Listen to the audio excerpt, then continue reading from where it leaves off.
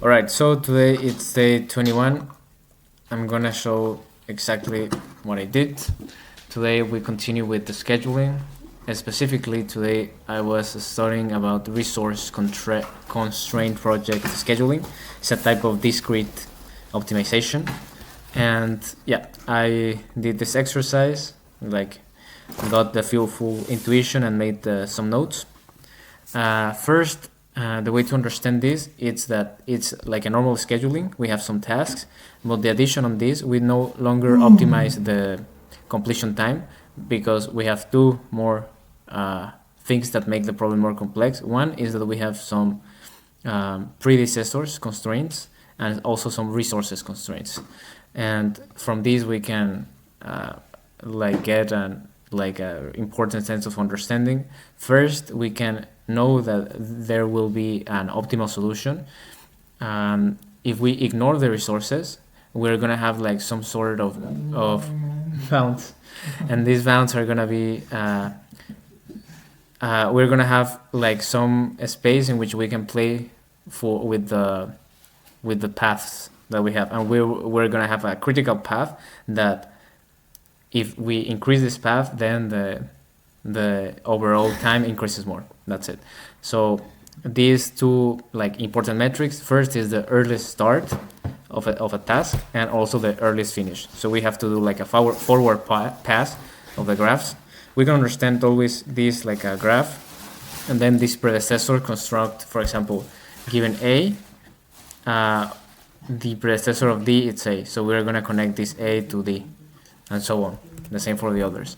And we have also the latest finish and the latest start. We compute this by making now a full backward pass after the forward one. And yeah, I mean, the whole intuition is for the earliest starts are a task with multiple predecessors must wait for all of them. The slower predecessor is the one that will give the bottleneck. So it's the minimum, the maximum. The minimum.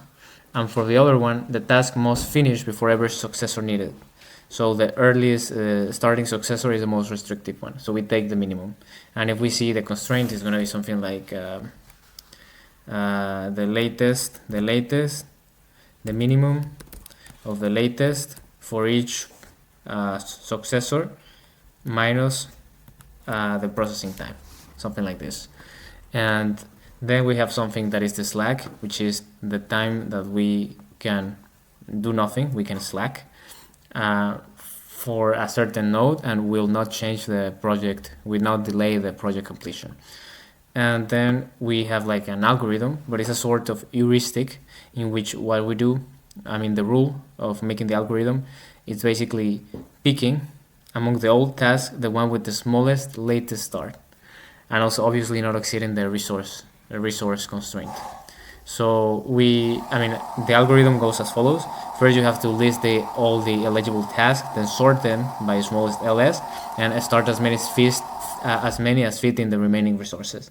So you're gonna select the schedule, compute how many, for example, if you select A, so you start this one, let's say, and you pick A doesn't have predecessors, good, and then it has 3 resources, then you have 2 resources left, you can start B, right?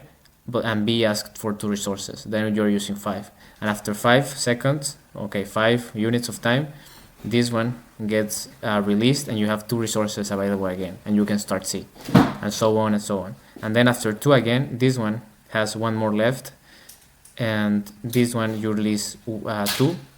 So you cannot start D even, first because A is not finished, and second because you need 3 resources and you only have 2 available.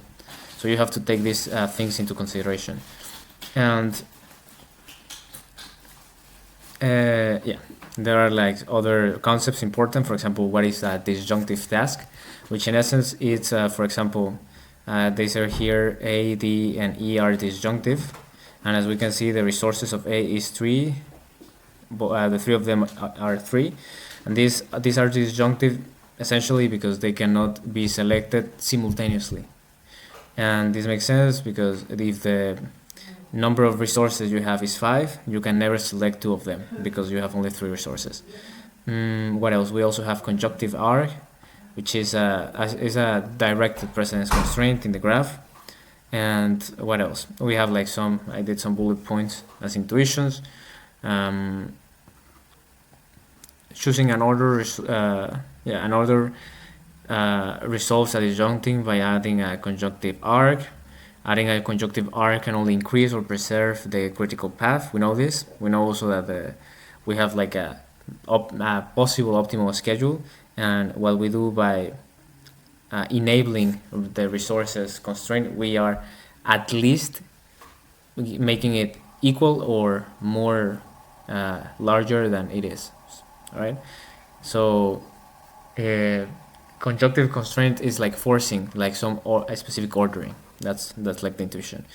And if we were asked to compute the optimal, because we are actually asked to compute the optimal, and we are using a heuristic, what we can do is we can follow like these steps: is compute a quick LB, and then get any feasible schedule, and the most important element is identify the conflict set, like where are the bottlenecks, etc. And that's mainly it.